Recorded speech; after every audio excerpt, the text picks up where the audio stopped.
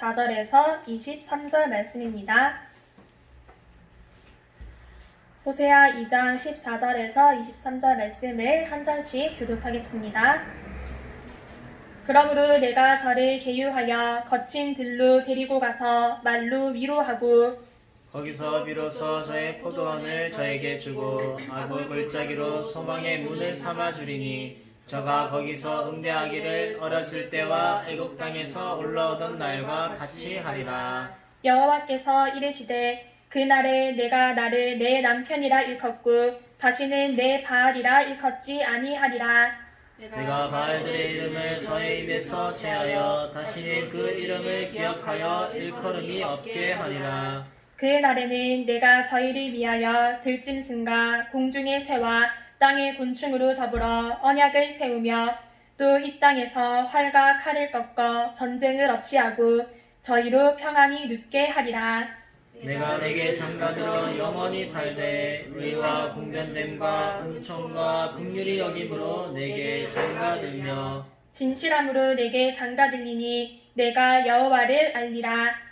여호와께서 가라사대 그날에 내가 응하리라. 나는 하늘에 응하고 하늘은 땅에 응하고 땅은 곡식과 포도주와 기름에 응하고 또 이것들은 이스라엘에 응하리라.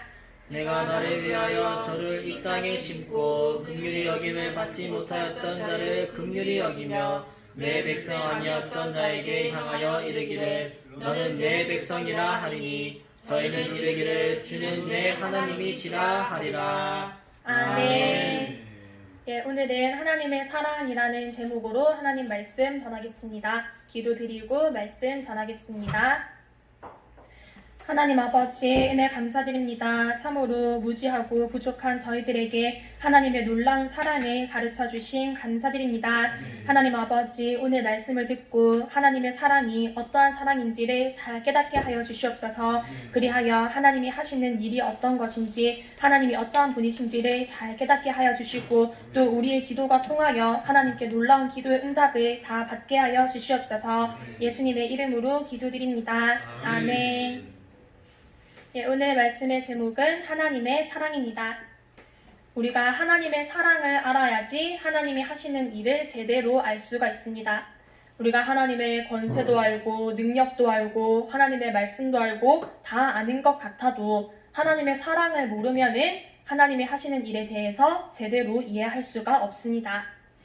오늘 본문 20절에 보면은 진실함으로 내게 장가들리니 내가 여호와를 알리라 하였습니다. 여기서 장가든다고 하는 것은 하나님과 우리 사이에 사랑이 통하여서 그 사랑이 완전해지는 것을 말합니다. 이렇게 되면은 내가 여호와를 알리라 하였습니다. 우리가 하나님의 사랑을 알아야지만 하나님에 대해서 제대로 알 수 있게 됩니다. 하나님의 사랑을 깨닫는 게 아주 중요합니다. 인간의 생각은 아주 유한합니다. 우리가 하나님의 사랑에 대하여서 거듭 생각해 보면은 아주 놀라운 은혜를 받게 되고 또 이걸 자꾸 묵상하다 보면은 하나님의 그 새로운 사랑의 세계가 우리 눈앞에 열리게 됩니다. 성경에 하나님께서 직접적으로 말씀을 하신 일이 몇 차례가 있습니다. 하나님께서 아담과 하와에게도 직접 말씀을 하시고 또 모세에게도 사무엘에게도 그렇게 여러 차례 말씀을 하셨는데 하나님께서 직접 하신 그 말씀들 중에서 가장 거룩한 말이 무엇인가 하면은 내가 너를 사랑한다 하신 말씀입니다. 이 말씀은 하나님께서 가장 기뻐하시고 또 가장 성령 충만한 사람이 바로 우리 예수님께 하신 말씀입니다. 내가 너를 사랑한다 하신 이 말씀이 곧 우리에게도 하시는 말씀입니다. 하나님께서 우리를 사랑하신다는 게 참으로 놀라운 일입니다. 하나님께서 이 온 세상 천지를 다 만드시고 움직이시고 섭리하고 계시는데 하나님께서 왜 그렇게 하시는가? 왜 이 세상을 창조하시고 움직이고 계시는가 하면은 바로 우리를 사랑하시기 때문입니다. 하나님께서 우리를 사랑하셔서 우리를 만드셨습니다. 이 세상을 만드시고 우리를 창조하셨습니다. 그런데 이 창조가 간단한 것이 아닙니다. 하나님의 사랑이 결실이 되어서 열매 맺혀지기 위하여서 우선 사람이 한번 타락하고 망가졌습니다. 우리의 영혼이 단번에 죽었습니다. 우리의 영혼이 단번에 죽고 우리 육신도 수명이 정해지게 되었습니다.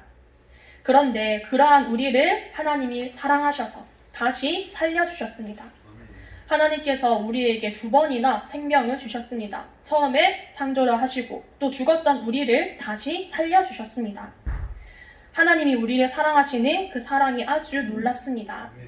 오늘 이 호세아서를 읽어보았는데 이 호세아서에 보면은 하나님의 사랑이 어떠한 사랑인지가 잘 드러나 있습니다. 하나님의 사랑은 변치 않는 사랑이고 아주 뜨거운 사랑이고 난관과 방해를 다 뚫고 사랑을 성공시키는 그러한 사랑입니다. 하나님께서 그 하나님의 사랑을 깨닫게 하시려고 호세아 선지자에게 너는 아주 음란한 여인을 찾아서 그 여인과 결혼을 하라고 하였습니다. 그래서 이 여인이 아주 음란하여서 호세아하고 결혼을 하고 애도 낳고 다 했는데도 불구하고 또 다른 남자를 찾아서 바람을 피고 도망을 갔습니다. 그런데 우리가 하는 행동이 꼭 이 음란한 여인과 같습니다. 하나님께서는 아주 놀라운 사랑으로 우리를 사랑해주고 계시는데 우리는 그 사랑을 잘 깨닫지 못하고 받아들이지 못하고 거듭해서 우상을 섬기고 세상으로 도망 나가는 그러한 우리를 주님께서 사랑으로 붙들어 주십니다. 오늘 본문 14절에 보면은 계유한다고 하였습니다. 이 계유한다는 말은 잘 타야 된다는 것입니다. 계유하고 거친 들로 데리고 간다 하였는데 이 거친 들로 데리고 간다는 것은 주님께서 우리를 사랑하여서 건져주시는 그 과정이 이 거친 들과 같이 여러 가지 어려움과 방해와 난관이 있다는 것입니다. 이렇게 주님이 우리를 사랑하여서 건져주시는 데에 여러 가지 어려움과 환난과 그런 것들이 있다고 할지라도 예수님께서 절대로 우리를 포기하지 않으시고 우리를 거듭 불러주시고 붙들어 주십니다. 오늘 본문 19절과 20절에 보면은 하나님과 내가 사랑이 온전히 통하여서 하나가 되는 그것을 장가든다고 표현을 하였습니다. 그렇게 되면은 21절에 그날에 내가 하나님과 사랑이 제대로 소통이 되어서 하나님이 나를 사랑하시고 내가 하나님을 사랑하여서 우리가 온전히 하나가 되는 그때에 하나님이 응하리라 하셨습니다. 응한다는 이 말은 응답을 주신다는 것입니다. 하나님과의 사랑이 온전히 바로 될 때에 기도의 응답을 받게 됩니다. 하나님께서 우리가 사랑이 제대로 통하면은 하늘에 또 땅에 곡식에 여러 가지 것들을 다 동원하여서 모든 것들을 다 동원하여서 우리가 구하는 모든 것에 풍성히 응답을 주십니다.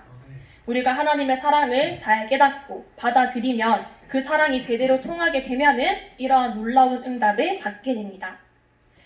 하나님의 사랑에 신비가 있습니다. 하나님께서 사람을 지으셨습니다. 하나님께서 지으신 사람의 본성이 있습니다. 뭐든 간에 본성에 맞아야지 편안하고 좋습니다. 물고기는 물속에 있는 것이 그 본성에 맞습니다. 물고기를 데려다가 아무리 푹신하고 좋은 소파에 앉혀놓는다고 해도 물고기는 물 밖에 있으면 편하지가 않습니다. 그게 본성에 맞지 않기 때문입니다.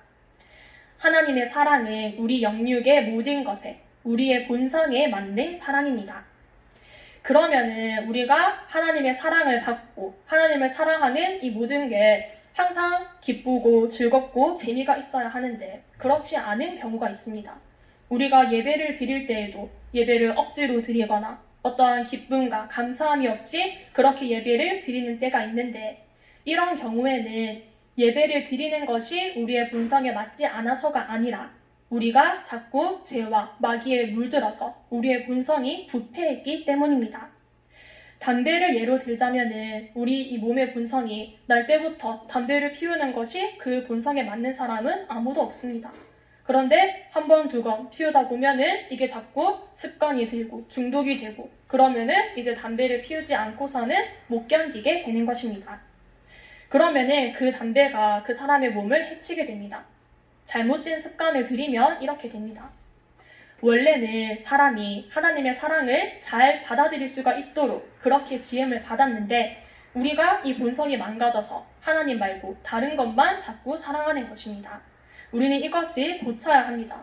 그렇게 되면은 우리의 영이 힘이 듭니다. 하나님의 사랑은 우리의 본성에 완전히 부합되고 만족되는 그러한 사랑입니다. 하나님의 사랑을 받고 하나님을 사랑하는 것이 우리의 영육을 강건하게 합니다. 하나님께서 우리를 사랑하시는 그 사랑은 일반적인 사랑이 아닙니다. 하나님이 우리를 사랑하시는 사랑은 편애하는 사랑입니다. 하나님은 다 공평하게 대하지를 않으시고 편애를 하십니다. 그래서 로마서 9장 13절에 보면은 내가 야곱은 사랑하고 에서는 미워했다 하셨습니다. 근데 그냥 사람의 생각으로, 사람의 관점으로 살펴보자면은 에서가 야곱보다도 훨씬 더 잘난 사람입니다. 그런데 하나님께서는 에서가 훨씬 잘났어도 더 모자란 야곱을 사랑하셨습니다. 하나님께서 애초에 그렇게 마음을 정하신 겁니다. 에서는 덜 사랑했다 이 정도가 아니라 에서는 미워하였다고 하였습니다. 하나님께서 지금도 이러한 편애적인 사랑으로 우리를 사랑해 주십니다. 우리가 세상 사람들보다도 나을 것이 하나도 없는데도 그러한 우리를 하나님이 사랑해 주십니다. 하나님의 위대한 경륜을 이해하는 데에는 하나님께서 어떠한 사람은 사랑하시고 또 어떠한 사람은 사랑하시지 않는지 그것을 알아야지 우리가 하나님을 이해할 수가 있습니다. 하나님이 다 공평하게 하지 않으시고 편애를 하십니다. 왜 지옥 갈 사람을 만들었는가? 그것을 따질 수가 없다고 하였습니다. 지음을 받은 그릇이 자기는 왜 천한 그릇으로 만들었느냐고 만든 그 토기장이에게 항의할 수가 없다고 하였습니다. 하나님의 사랑은 편애하는 사랑이고 또 지나친 사랑입니다. 하나님은 지나치게 우리를 사랑해 주십니다.